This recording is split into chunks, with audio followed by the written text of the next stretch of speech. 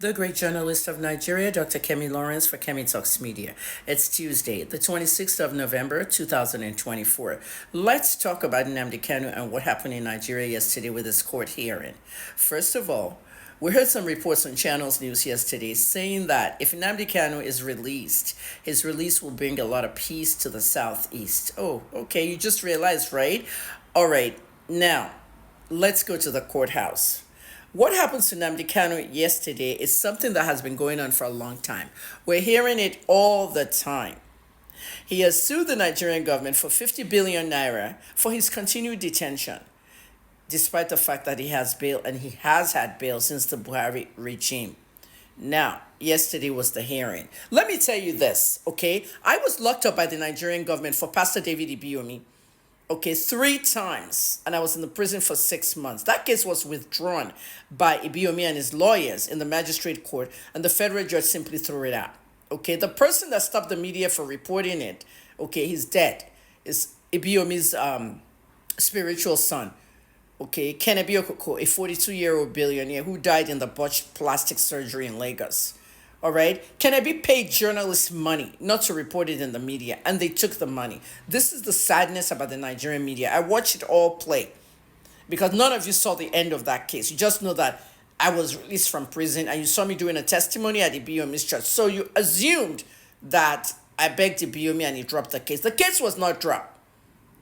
The case was withdrawn in magistrate after the federal judge threw it out. So they wouldn't look back. What you need to know about the judiciary, okay, is that it's always corrupt in Nigeria. Where am I getting to? Yesterday was Nnamdi's hearing. Nnamdi has a mentality when he has a court hearing. He's leaving detention and going to court. Do you know that mentality? You can't if you've never been in a prison.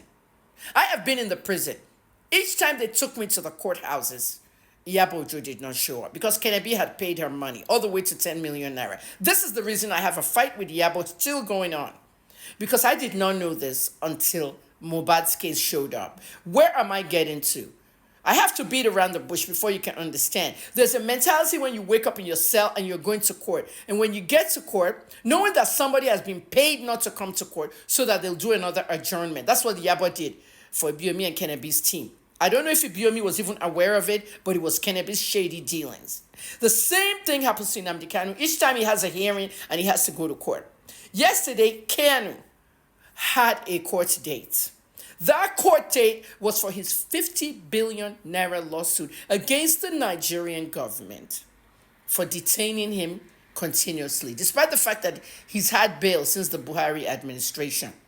The judicial terrorism in Nigeria needs to stop. I repeat, judicial terrorism. If you don't know what that is, we are going to get it to the dictionary, people. Okay? We are going to get that word out in the dictionary. Judicial terrorism.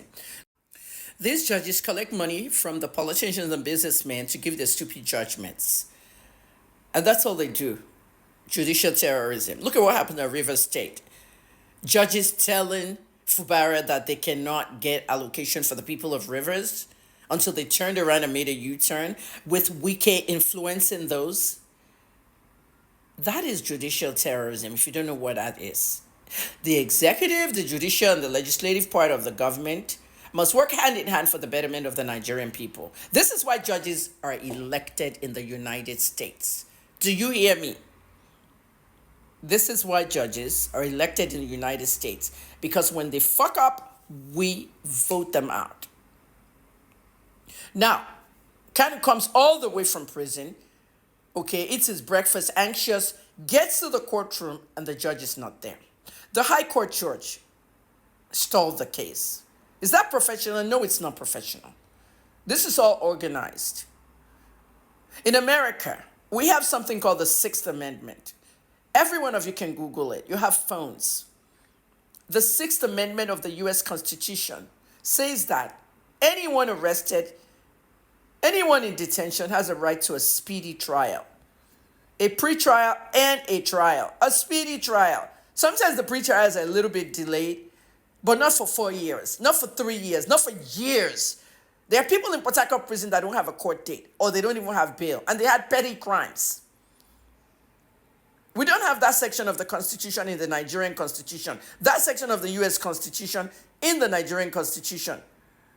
And they get away with it. The right to a speedy trial. Mr. Kanu has a right to a speedy trial. If no one is talking, I'm talking.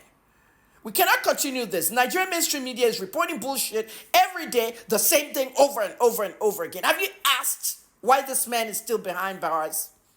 He's not a threat to public safety. In America and Canada, where I've lived, it's when you are a threat to public safety that you are held back there. Mr. Kanu is not a threat to public safety. Okay, I don't know Nnamdi personally. I don't know his people. I don't know IPOB. Okay, I just know the truth.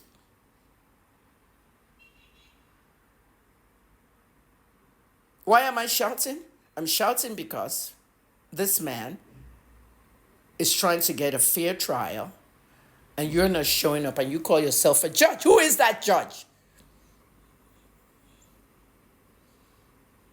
The whole system in Nigeria is really fucked up. No one's going to say it like I am. But this continued detention of Nnamdi Kanu, violating his rights, judges acting stupid. Look at Binta Yako. Isn't that Muritala Yako's wife? Muritala Yako is wanted for billions and billions of naira that he allegedly stole along with his son when he was governor in Adamawa. This case has been going on since 2015. I've been following it since 2015. And then the looters, okay, the wife of the looters, alleged looters, now comes and is the judge of Nnamdi Kanu's case. I mean, what respect is there?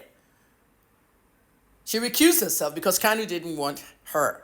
I hope Nnamdi even knows her background. You can't be the wife of a thief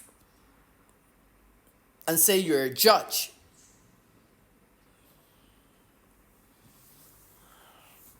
Nigerians, you have to speak out more on this because you can be next.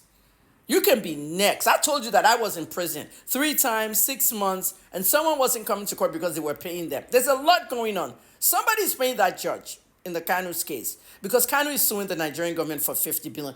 I'm not going to say more, but I'm going to be updating people about this. I'm pissed.